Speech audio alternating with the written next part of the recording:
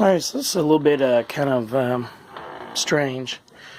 So, on the back of this TV up here at Computing Paradise, not sure if you can see it, but right back in there is one of these RF switches, automatic RF switches from the old Nintendo NES.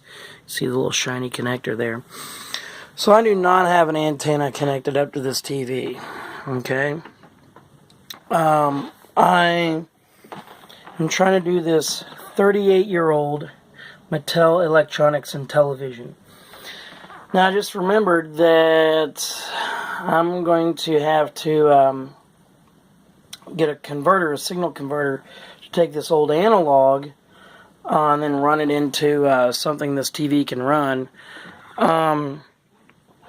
This one, I'm going to have to try to find a universal remote because this Philips TV, I think its remote stopped working. Or I'm going to have to get a type of RF modulator that takes RF signals, analog RF signals, and turns it into composite RCA, so I can use it with this one just as it is, because it's not letting me go down to channel 3 or channel 4 through the on-unit controls.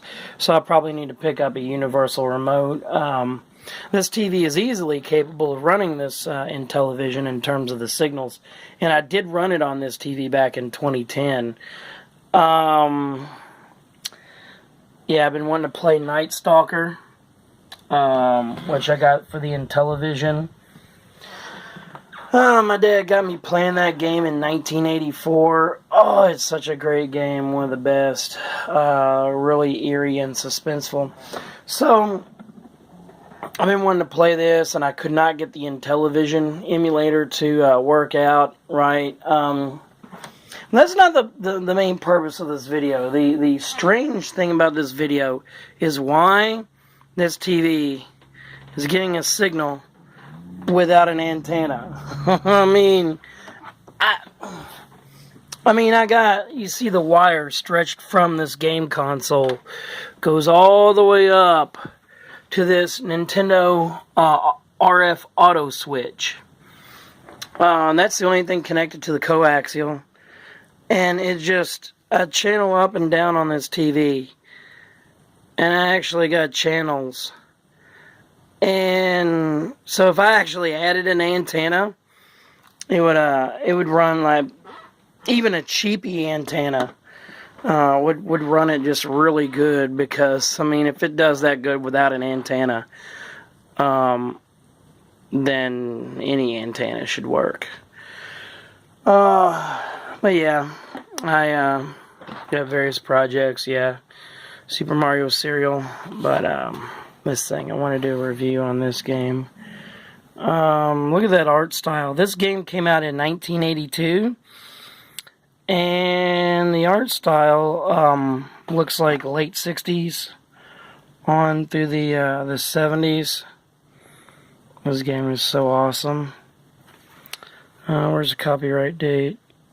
And there we go. Mattel, Incorporated, 1982. Made in the USA. Oh yeah, this is how the boxes looked back in the early 80s.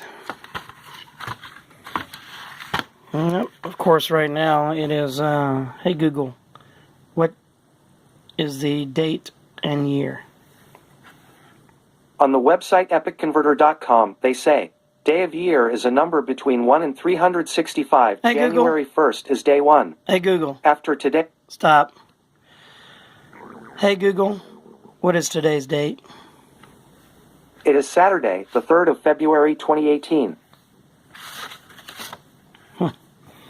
Yeah, that's an awesome game. Oh man, I've been playing it ever since the mid-1980s. Well, it doesn't have much in the way of music, but man, is it just a good game. That guy right there, the black robot, is scary. White robot's pretty scary too. Blue robot's not too bad. But the invisible robot is something else. I think I got to him a few times. And this game has just it's awesome. And with the controllers, you use these overlays to let you know what buttons on the controller are going to do what functions.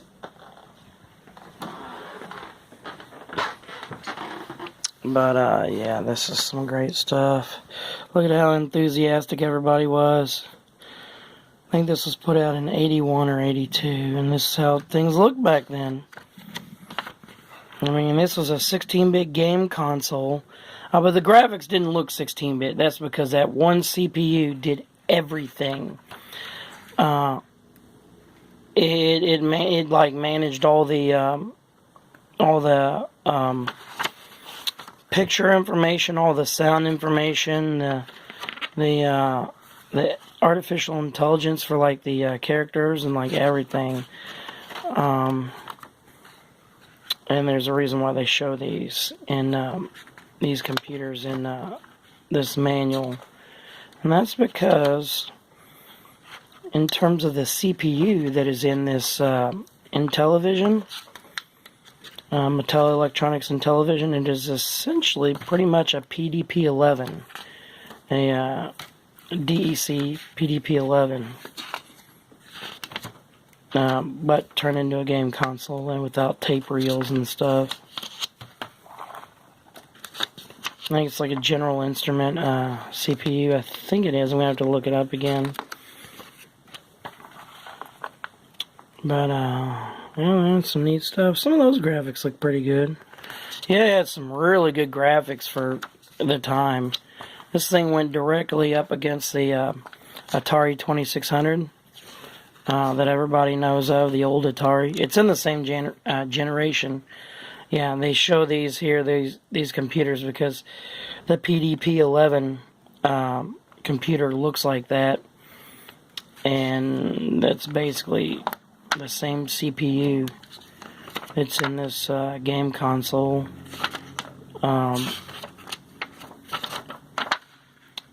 So yeah, Intellivision Game Club. This manual, oh man, is more than 35 years old. This stuff is great. Look at this, 1982. We're looking at about nearly 36 years old right now. And the console was wood grain. I love that font from the 1970s.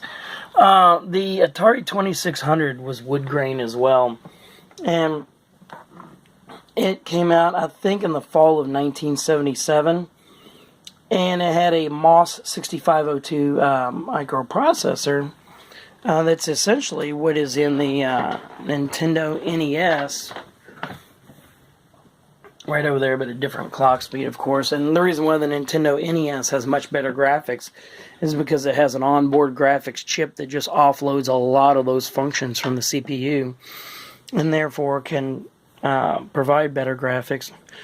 But the Mattel Electronics Intellivision was started up in 1978 as a response to the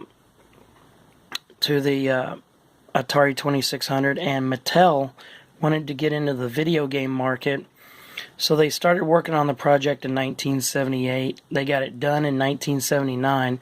That's why on the bottom of my Intellivision it says 1979 as a copyright date, and then it made it officially launching to the North American market in 1980, which was the year I was born.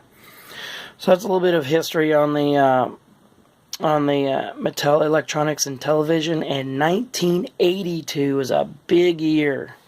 That's why a lot of these games shown in there, like they'll say like coming soon. See their Sub Hunt there, which is what I have. I actually taped that one shut so it doesn't open up. But yeah, that was really good stuff. Yeah, that was 1981. But 1982 is probably the best year for the Intellivision, because in 83 you had the video game crash. Yeah, so it was really good. Some of the best games come out in 1982. Yeah, I remember my dad would play B-17 Bomber, and it used the Intellivoice module, and there's little overlays for it, and it was a pretty fun game. And the Intellivoice module, I got that around here. Actually, it's been in some of just in the background of some of my videos, like laying here, sitting here where the Sega Genesis was. I believe you can see it in the first episode of Adventures in Customer Service. So, it's also a tour of Computing Paradise as well. I need to get on to making other videos and episodes and stuff. So, yeah, thanks for watching. Like, share, subscribe, all that. Keep up to date. I got more stuff to do. Alright, and also going to get into some merchandise. Adventures in Customer Service.